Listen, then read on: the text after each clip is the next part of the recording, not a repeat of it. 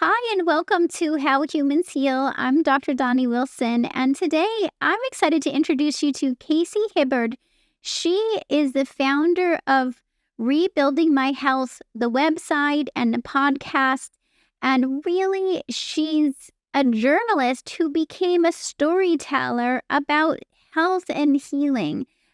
Starting with her healing story, and now she shares the healing stories of many others and looks for what are the common denominators of healing amongst those stories to be able to inspire and support others along the way. So, thank you so much for joining me today, Casey. Yeah, thank you for having me, Dr. Donnie. And I'm excited to be on How Humans Heal. I think it's my favorite name for a podcast. I love it. Aw, It's brilliant. I'm so glad to hear that. It came to me one day. I'd been thinking about doing a podcast for so long, and I'm like, what do I really want to be able to do with this and share and inspire? And that's how one day I was like, oh, it's called How Humans Heal. So it just makes Yeah, sense. it's and that's perfect.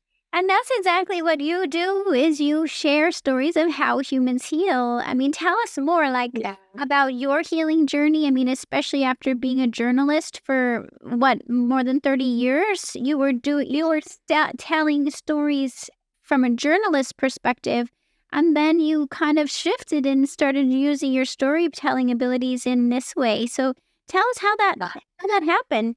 Yeah. I've been a journalist and a corporate writer for a long time, writing for companies as well.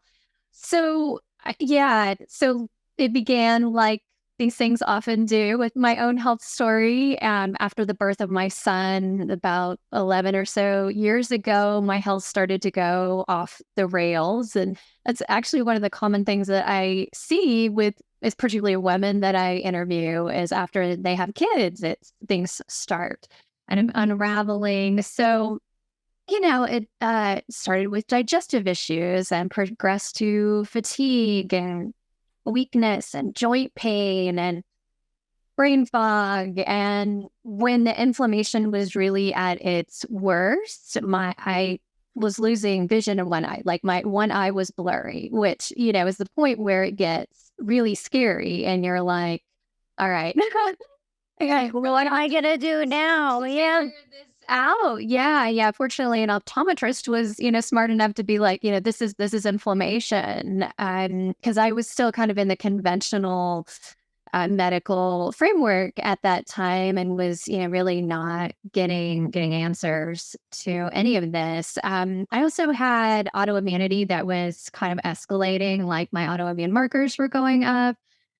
Didn't get a specific diagnosis, just ever, for autoimmunity. It was just the markers were going up.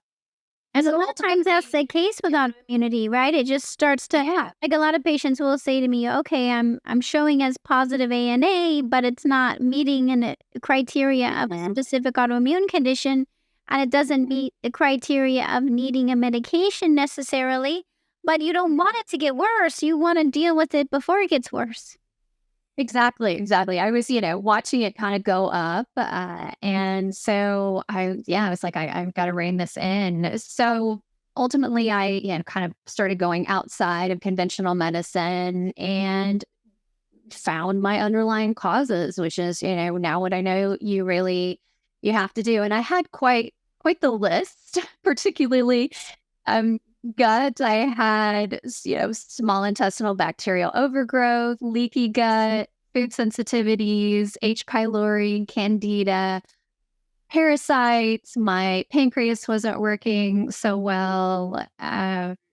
Also found to have, like infections that were probably coming back, like Epstein-Barr and others. So I, started this process, which really, ultimately has taken a few years of kind of, addressing the things, peeling back the layers. I almost immediately went on an anti-inflammatory diet and saw symptom relief like within days. So that, throughout the entire journey has been instrumental and, yeah, just huge for that. And worked on my gut infections, kind of one after the other. I also did some toxin work, addressing toxins, high levels of glyphosate, even though I'd been eating organic or mostly organic for a long time. I was really surprised to see that, plus a number of other, all the other chemicals like flame retardants, like you and I have talked about in And the you basically, past. you're just peeling back the layers and you're like, "Oh, and here's this, and here's this," and no wonder the autoimmunity was there when you start to see everything that was underlying. Yeah, yeah, exactly. Yeah. And I kind of like I have this visual or this mental picture of a sponge, like I'm this sponge that has soaked up all these toxins and I'm like squeezing it out over, a year or two, just kind of trying to like slowly rid my body of everything. At one point, lead was high, I think because we lived near an airport for a little while, and that area is testing high for lead. And so, yeah, just really kind of working my way through all these things. And then, symptoms were getting better and better. And then ultimately, I was watching my autoimmune markers go down to the point where the last time I had them tested, my doctor said I didn't have any signs of autoimmunity anymore. So Yay. yeah, so, gratifying and breathtaking to hear that and to see that, after everything, I've worked through. So, yeah, but that inspired me to start telling other people's stories, really, because I was coming across these incredible stories that I felt like were buried in private Facebook groups or other places, on Instagram, people were talking about like what you reversed this. So, these conditions that we typically don't think are reversible or fixable. Um, so I was like, "Ugh, these stories have to see the light of day." So I just started very slowly with like asking friends, can I interview you and capture your story? And now I've got, hundreds of stories on my site and 50 podcast episodes. And I'm just continuing to discover, more amazing stories and capture them. No, that's wonderful. And I mean, like, I'm curious with the background of journalism, how do you find that comes into play when you're interviewing people and with the work that you're doing? Yeah, yeah, absolutely. Yeah, I mean, the interviewing aspect has been critical, really, just to sort of, how know what questions to ask and kind of dig in there and try to uncover the story. It's like almost like an investigative process, like, what can I do to kind of like uncover the story and like the nuggets of the story that are going to be the most relevant and all that. So kind of yeah, those skills absolutely come into play. Well, And it's so much yeah, so much more rewarding to be telling these types of stories. Because my journalism experience was business. Like I was a business reporter for a long time. And then, most of the corporate writing I've done has been like technology and business. So this is, very, very different and so rewarding. so it started to be like a passion for you where you're like, "Oh, this is so interesting. I want to know more." And I can see where when I in like the work that I do as a practitioner, when I sit down with a patient and I'm, asking them questions as part of their intake and their subjective history, in some ways it is like I could see where there's a crossover with journalism of like how to ask the questions so that you can get the information you need to really get to the points that are important for understanding what were the original causes and what's going to help them heal. And even from your like, here you are doing it from a non-medical perspective, but it's like you're actually coming to find some of the same sort of common underlying causes as you listen to people's stories. Tell us more about that. Like, what are you noticing as you listen to hundreds of healing stories? Yeah, yeah, that's been super interesting and fascinating is really that across all these different conditions and diagnoses that the common themes just are the same. The same things come up over and over again in terms of, kind of somewhat what the underlying causes are, but really what the fixes are. There's probably I can probably break it down to 4 or 5 different major things that people are doing. I mean, number one would be diet changes, and I know you know this. Almost everybody I speak with found healing usually within days by making some diet changes. And it's not, yeah, and it's not like one size fits all. I mean, there are certain things that I hear over and over, like gluten, dairy, and sugar. But Yeah. other than that, it can be pretty individualized. You may have, certain sensitivities. Like one woman yesterday, she was like, pork sends me into a flare. So you don't know. But Try to help yeah, for and then, people to identify what are their what are the yeah, how are foods influencing their health and how they discovered that. And of course, we know that, right, our food can be our medicine, but our depending on what we're eating and how our body responds to it, it can be a major source of inflammation and illness too. And it's like, but I think sometimes that is a real wake up for people to realize, like, wow, like I was talking to someone today where she initially she thought, oh my gosh, some of my favorite foods that I eat every day, it turns out were causing all this inflammation and making me sick. And at first she could be like, yeah, bummed that she needs to take a break from her favorite foods. But then she said to me, "Oh, but then I realized, wow, this means that I've been eating in a way that's causing me to feel awful. And now I have the information I need to change that." And so she was able to shift it into this really positive perspective of like, now the foods I thought were my favorite foods are really not my favorite foods. They were working against me. And do you find that people have that kind of, sort of like yes. realization that they have with their food? Yeah, yeah. And I think it kind of boils down to feeling like there's some control, because instead of this feeling like helpless, like I have this condition, there's nothing I can do about it. All of a sudden you're being told, well, coconut is wildly spiking your inflammation, or gluten or whatever it is makes you go, hey, well, that's something I can do. I can have some level of control over this inflammation. So Mhm. absolutely. Yeah. Yeah, definitely see that. And it's interesting, there's like some people that find success with like a carnivore diet. Some people are more plant-based. So it really is very individualized, I Mhm. find. But Mhm. but so critical. Probably 99% of the stories have a diet element, yeah, where they saw change because of food changes. Wow. And what are some Yeah. of the other commonalities? Yeah.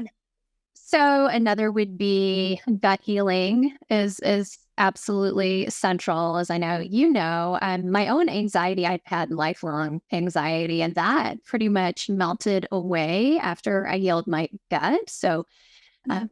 yeah, that was interesting. Another woman I interviewed, Jane Hogan. I know you know. Mhm. Her rheumatoid arthritis kind of went away after she addressed SIBO, like that small intestinal bacterial overgrowth was really causing the inflammation that was contributing to her RA. So, kind of treating all those gut infections and dysbiosis is really huge. Yeah, like I said, for things that you would never expect would be gut related.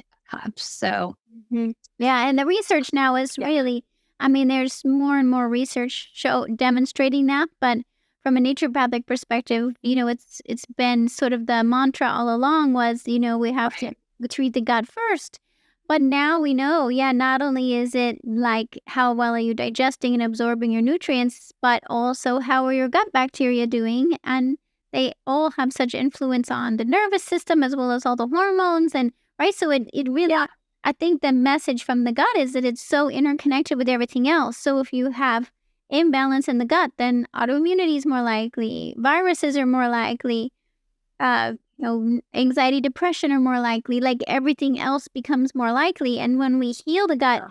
everything else gets better. So it's like Yeah, that's interesting and makes sense to me that that you hear that in their stories, that they're like, "Oh, when I figured out what needed to happen with my digestion, that was like a turning point with their health." Yeah, or skin issues, all these things, they're going to the dermatologist and they're getting creams to put on their skin and it's not helping. But as soon as they, heal their gut and, maybe get the dysbiosis balanced out, yeah, their skin is better. Yeah. So it's pretty fascinating. Another one is clearing toxins, as I mentioned, in my own story. There was a gentleman go ahead and mention his story, who was diagnosed with Alzheimer's disease. And there's this test you have to take at the doctor, the MOCA test. Yep. He had scored a 21 out of 30, and he was diagnosed with mid-level Alzheimer's and lost his driver's license. When he started seeing a functional medicine doctor, and they uncovered the causes, and he lived near an airport, and jet fuel was an issue. Like, they were finding that in his body. So, that was, the entire picture for him for Alzheimer's, but it was a part of his picture. And, he cleaned that up, balanced his hormones, went on a keto diet, and scored a 29 on his mocha the next time he took it, and got his driver's license back. Wow. So Oh, it's that's one of my, wonderful. And yeah, that's the thing, to know that the nervous system can heal. Even when we start to see signs of dementia, it can heal when we identify, like, what is affecting it. I've seen so many patients with neurological conditions, even if it's whether it's like, dementia type or degenerative or neuropathy or depression or, even seizure disorders that come to see me and they're like, "Is it even possible to heal?" Because, like, there again, so many practitioners, they're not used to people recovering from these things because they're not addressing these underlying causes. So it's not, you know what I mean? They're just giving a maybe a medication to prevent the progression. But I love that you're hearing these stories of people who said, "No, I'm not taking that as an answer. If it means I have to yeah, change my health, if it means I have to move my home, if it means I need to detoxify, if I need, I'm willing to do it." And then they end up with these transformations in their house and like that. That's it. You're right. These are important stories to be able to share so other people can be inspired by them and know it's possible. It's almost yeah, like, I mean, yes, they could be written up as clinical cases and submitted to journals, but then, like, most people aren't reading those medical journals anyway. So, like, what you're doing is sharing it online. So, hopefully, people see these stories and say, "Hey, if this person did it, I can do it too," and get Mhm. that. Do you find that people write into you and say, "Okay." Yes. Yeah. Yeah, yes. Yeah, I love those emails, when someone says, "Yeah, I found this story, and because of it, I knew to look deeper, or I knew to, go outside of conventional medicine." Because I think for people kind of stay in that framework for so long and are not getting answers. And, sometimes they just need that little extra push to go, okay, other people are getting answers. Other people are getting help.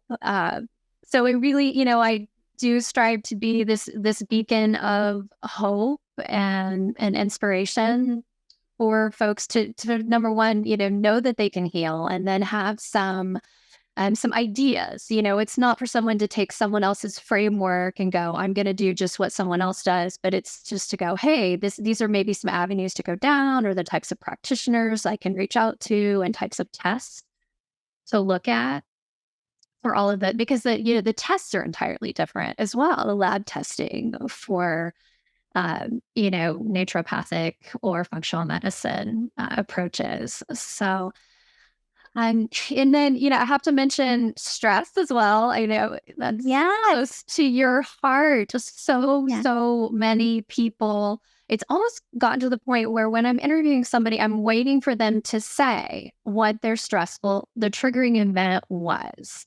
Like, Mhm. um, I got a divorce, or had a death in the family, or moved, or lost my job, or, sometimes all of these things all at once Yes. happening, or had a baby. And so often it is a triggering event. or sustained, other stress from a relationship or work or whatever. But people have to figure out how to manage that to heal.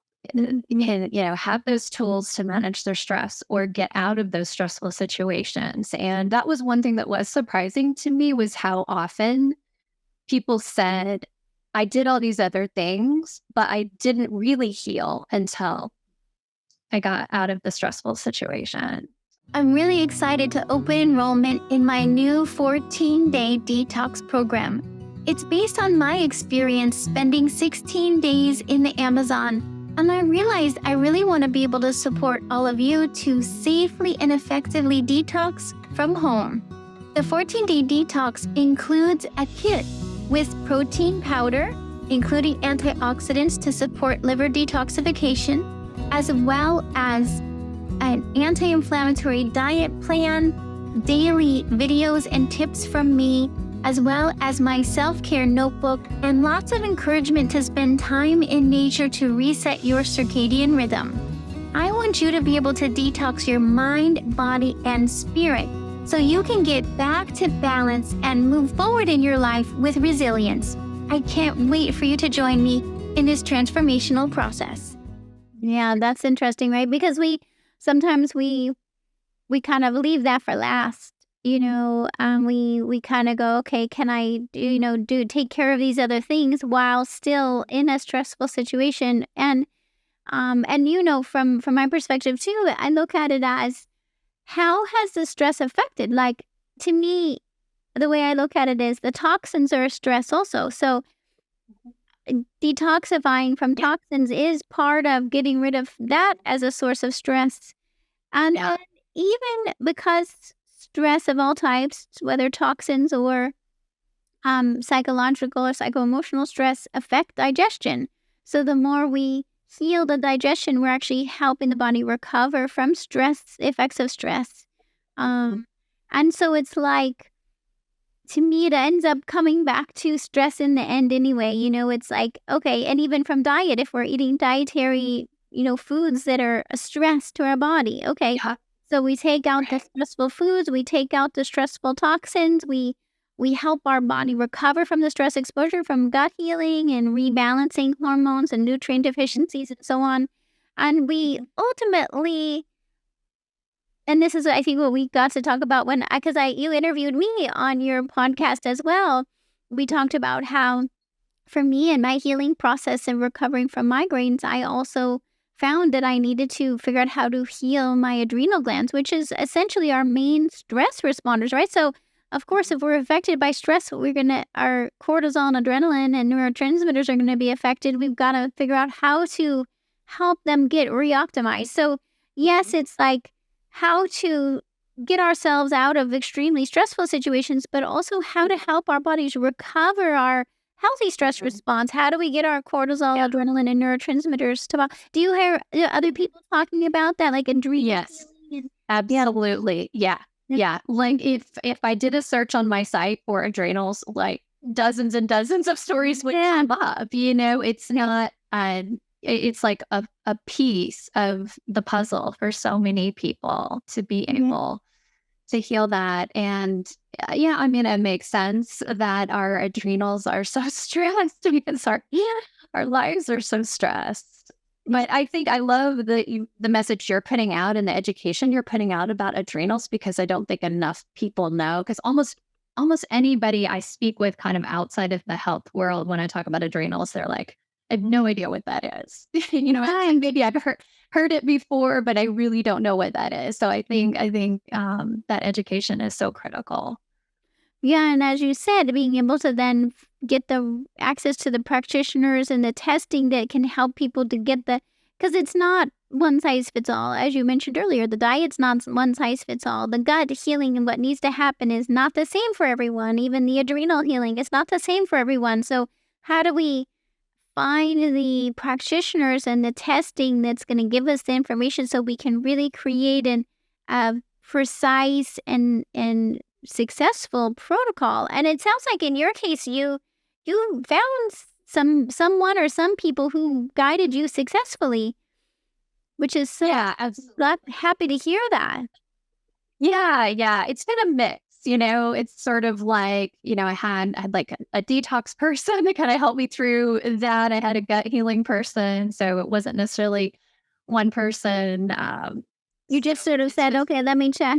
And I do right. see that from other people too. I'm like, "Okay, they may choose this person for this and this and this," and you start to kind of walk the path and try to put the pieces together. And what I try to do then is try to create it in my website, and it's challenging as a single practitioner and a single, because um people aren't necessarily looking for the whole healing journey. They're usually looking for, okay, how do I just fix my digestion or how do I just fix my autoimmunity? But it ends up, no matter what, it's going to be this journey. And so what I'm working on creating on my website is like this. Where do you begin? How do you go through diet changes, gut healing, detoxification, adrenal recovery, so that you go through this journey that ends up getting you all the way there instead of having to piecemeal and figure it out on your own, because I think that's Yeah, unfortunately with the way, and it's not just the United States, right? I mean, are most of your stories from the US, would you say? yeah, yeah. They are for sure. But I, Yeah. I I work with people around the world, and I know that this is not just the United States, that the medical system is leaving so many people in this spot of sort of having to figure out how to heal themselves, right? Like, and do people talk about that? Like they're sort of hitting that frustration of like, why is it that I'm in this situation where I'm going to have to figure this out myself because the Yes. standard medical system isn't helping me through this? Yeah, absolutely. I mean, so many of the people I speak with have seen 20 doctors before they decide I need to look outside of this framework to get some answers. Yeah, absolutely. So, and then, the last woman I interviewed for my podcast, she diagnosed herself with celiac. Like in her 20s, she'd been having lifelong issues, digestive and skin and et cetera. And she found like a book in the library and diagnosed herself with celiac. Like, why is this so hard, for people to get answer, so she went to a doctor and said, "Would you please do this test on me and see if we can get an answer?" And she had celiac. So, um, it's super frustrating, but it ends up being that these folks are really empowered. They're very educated. They really research and study because they feel like they have to get answers. I'm sure you see that with your patients. Like a lot of your patients are probably very, very knowledgeable about all this stuff. It varies, there's some Yeah. people where they're just starting to kind of go, okay, what do I need to do Yeah. here? And then there are Right. some people who, yeah, have been through like having to sort of like learn it a lot on their own. And it's interesting because as a practitioner, then I really do think I see myself differently than I think some practitioners or some doctors or even naturopathic doctors see themselves, right? Like I think that sort of what I consider the old view would be, like the doctor is the know all, be all, end all, like you go in and then it's like just what the doctor says to do. But now, because there is so much information available on the internet and social media, and people feel like they need to be researching for themselves because they're not getting the information or answers from their standard medical appointments. So people are more educated. And so when I'm meeting with patients, it's more of a sharing. Like I look at myself as I'm a resource. Like I have all this knowledge and clinical experience in my brain, and I want people to be able to have access to it for their own healing journey. So I see my role as a practitioner, potentially differently than what people might experience in other clinics or medical settings, because I say to them, hey, I'm here for you to not be stressed by the experience, for me to Mhm. help educate, help get you the information you need. So and still the I want to acknowledge they're their own health advocate and they're the one who's making the changes and decisions. I'm just giving the information that can help them along that path, hopefully more efficiently and more successfully. So like it's a different role as a practitioner. Do you see that too with some of the other stories? Yeah, yeah, absolutely. Yeah, that it is collaborative, because people, you kind of come to often you come to your practitioner, yeah, with research or insights. I think, I it's my instinct, or gut feeling that this could be an issue. Like I personally like it's my gut feeling that Epstein-Barr was behind some stuff. And turns out it was, but like I appreciate that the practitioner that I worked with for that is collaborative and was like, yes, let's explore that path and work on this together. And it's so important, like you said, in making people feel, um, like they're being nurtured in this healing journey.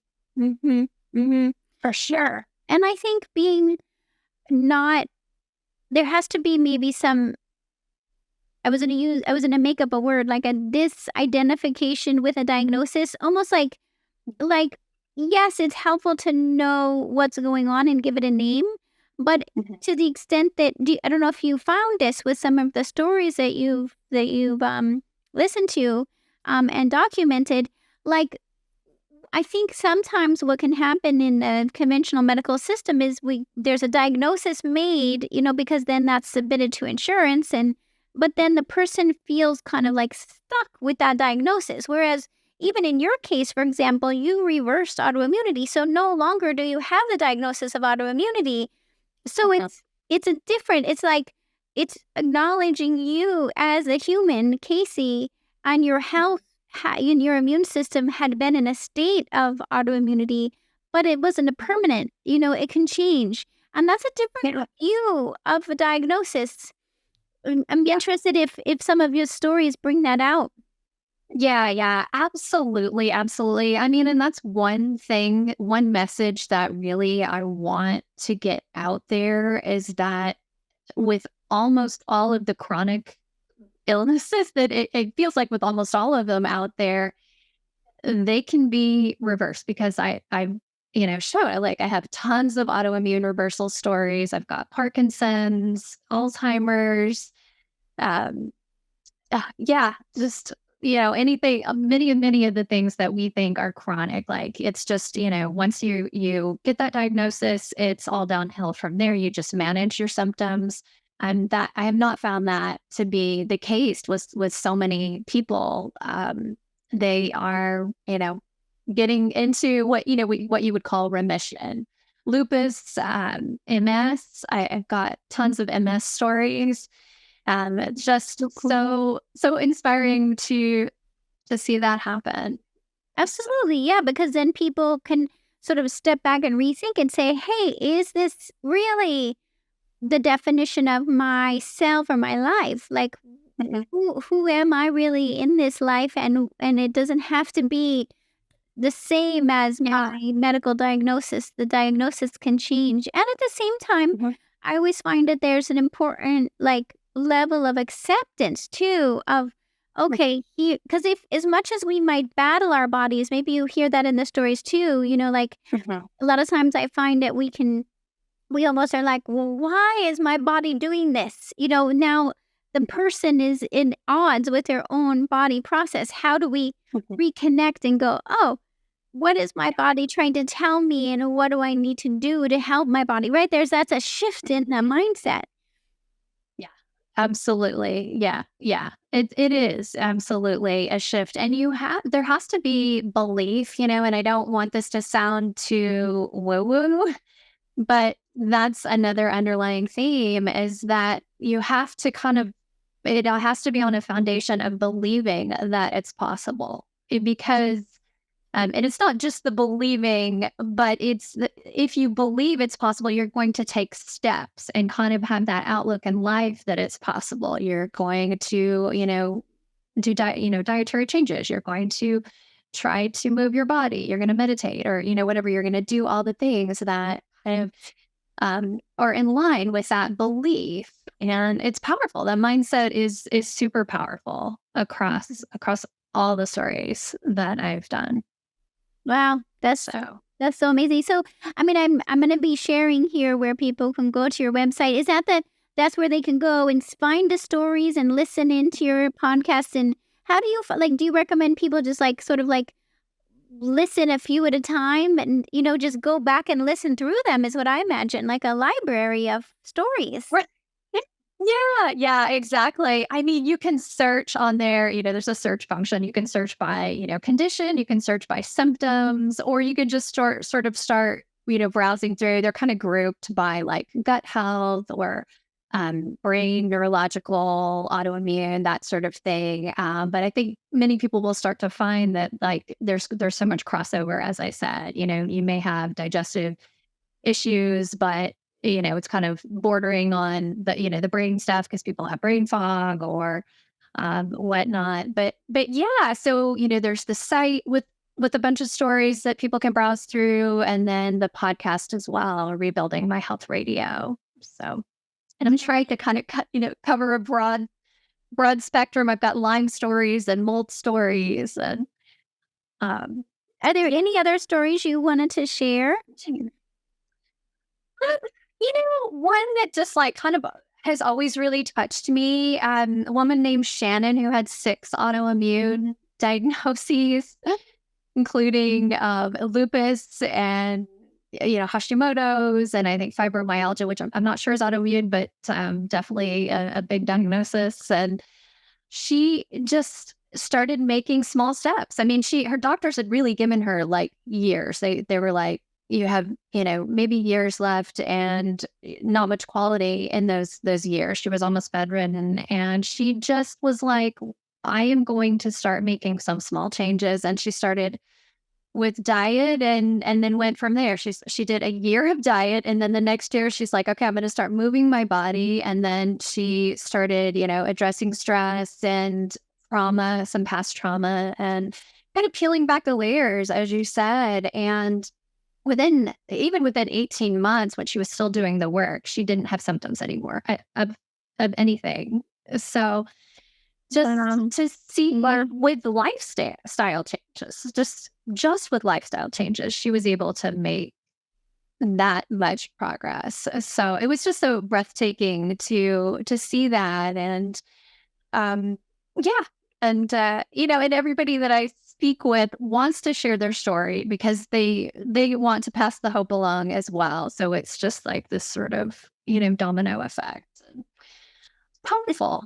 And to think that it's sometimes the simplest things, like, because sometimes people might think, like, I always say, like, right when you're feeling your worst, then you're at a position in your life where you have to figure out how to heal. And you're like, oh my gosh, how am I going to do this? And yet at the same time, sometimes it's these little small, as you said with that case, small changes that add up to big changes in the long run.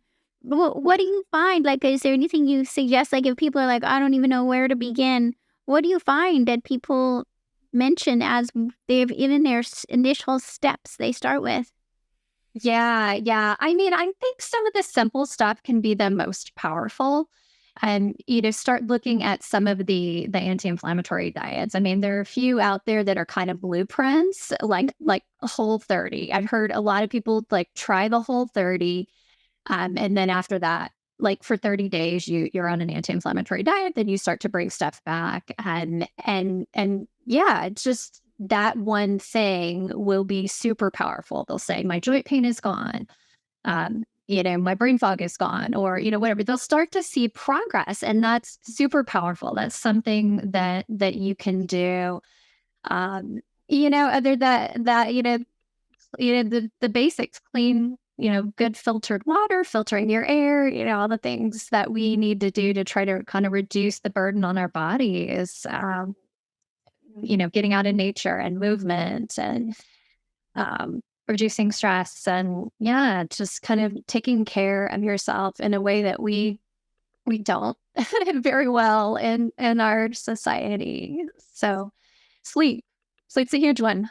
Wow, just yeah, start getting sleep. Oh my gosh. Well, that's where I talk about some of these in what I call the acronym CARE, starting with Yeah. clean eating and adequate sleep and recovery activities and exercise, like those foundational things we can do every day. But I always say, like, it's not something we learn in like elementary school, really. I mean, we don't probably learn a little bit of it. Like, even if we think about in elementary school, to some degree, they're teaching us about diet and sleep and getting outside and getting exercise. But we lose track of it because I think we're in this society of like, you know, getting very distracted with all these external messages and to-do lists, and we put ourselves last and we sort of lose sight of the importance of those foundational daily activities and how essential they are for us as humans, right?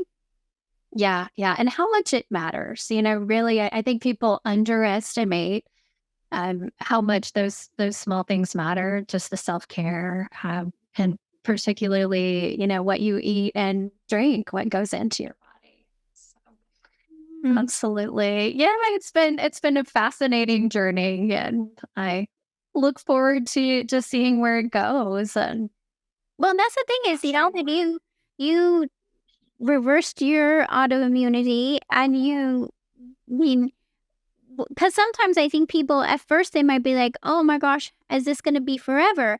But once you feel better, you're like, "I wouldn't want to go back." Right? Like, what would like, are you like, "Oh, I'm just going to keep doing what I need to do to stay feeling good," or how would you say it? yeah, absolutely, absolutely. Yeah, I will come across family or friends who are like, oh, well, can't you kind of like bridge off from this anti-inflammatory diet now, And I'm like, you know what? I'm like doing really well. I'm gonna stick with what works. I'm like, I'm committed to, this plan that works for me, and I don't want to have setbacks. Of course, you are gonna have setbacks sometimes. I went to Mexico about 6 weeks ago and got parasites again. So, I've been kind of taking care of that. I mean, so healing is not, linear. Now I'm hitting menopause and, gotta kind of address that. So things will come up and kind of up and down. But yeah, I think I'm extra committed to the things that I know work because they've been so powerful. And I see that with most of the people I speak with as well. They're not going back to their old lifestyle once they're healed. They're like, okay, I know how to take care of my body. I'm going to keep taking care of my body. Because it's powerful. It is powerful to like sort of feel like you do have that control, as I said. Yeah, and again, once you get to feeling better, you're like, then you know what your body needs in order to maintain that, and it's a lot easier to maintain it than it is to, so you're like, okay, let me just, and even like you said, even if you have a setback, then you know how to recover faster. So, oh my gosh, that makes so much sense. And oh my gosh, thank you so much for coming to share with me today and share with how humans heal. And I'm really excited to be able to share your website and your podcast as a resource for anyone listening who's just needing a little bit of extra hope and inspiration of like if you're saying to yourself, is it possible? Is it really possible for me to heal? Is it really worth all this effort that I'm putting in? Then just go listen to some of Casey's stories and I'm sure you're going to walk away being like, okay, this person and this person and this person and this person did it. I can do it too. And it just can get you through another day. Because sometimes we need that in our healing journey, right? We need a little bit of inspiration from others to say, like, cheering us on and remind us what we're going for. Because otherwise, I think we can there's some rough days in the process, right? Mhm. Yes, yeah, exactly. And I try to show that as well, that it's not like an overnight thing, that like it took some phases and it took some working through and it took some things that maybe didn't work, so it's like what worked and what didn't work. So Mhm. try to really, show the whole picture. So yeah, but thank you for this opportunity to share. I love talking about it. So, Oh, you're thanks. welcome. Thanks again. And thanks everyone for listening in. Please join me again for the next episode of How Humans Heal. Thanks for listening to How Humans Heal. If you liked this episode, leave a rating and a review. And for more resources, visit drdonnie.com.